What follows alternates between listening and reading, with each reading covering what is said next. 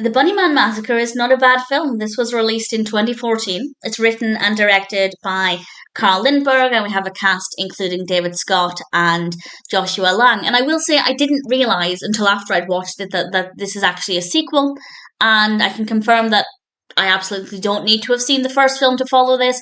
Maybe the experience would have been different if I'd seen the first Bunnyman. Certainly, I will look out for it. But the point there is that if you haven't seen the first one, but you want to watch this one for whatever reason, you absolutely can. You can follow it. No problems there. And the narrative is quite straightforward. Bunnyman, which is a person in a giant bunny suit, is killing people. And Joe, who runs a store, is selling those bodies as beef jerky in his store. A little bit of Mrs. Lovett and Sweeney Todd action there. And as a premise, I like it. I think it's straightforward. The execution is very good. The pacing's not too bad. There were a couple of moments where it was a little slow, but in general, the pacing isn't really a big problem. It's quite an easy watch. I like horrors.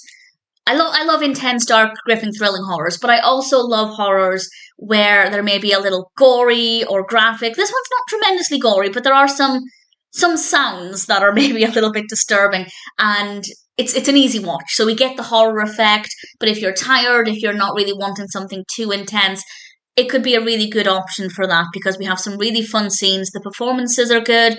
We have some nice locations. The lighting is very good. We have some good music. It's ideal if you're a horror fan, but you're maybe not in the mood for anything too intense or too scary. I wouldn't say it's a scary film. It's a fun horror with some sounds that are maybe a little bit uncomfortable, very, very effectively so. And it does make me want to watch the first film.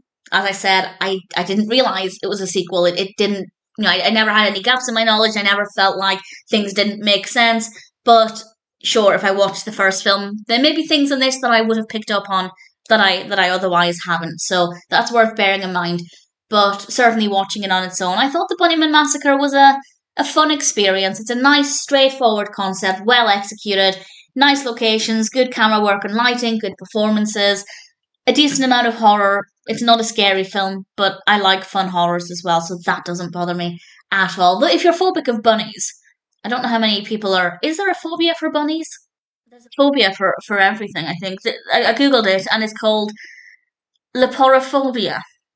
Is the fear of rabbits, which is apparently, according to fandom.com, I didn't know fandom.com had phobia pages, but it's a very uncommon phobia, and usually it happens because of being attacked by a bunny, for example, which they have sharp teeth. I've never been bitten by a rabbit, but I've seen their teeth. They're very sharp. So yeah, if you have leporophobia, then yeah, it might be a scary experience. But otherwise, not that scary, but certainly good fun. And ultimately, I rather enjoyed it, and I will now be looking out for the first film.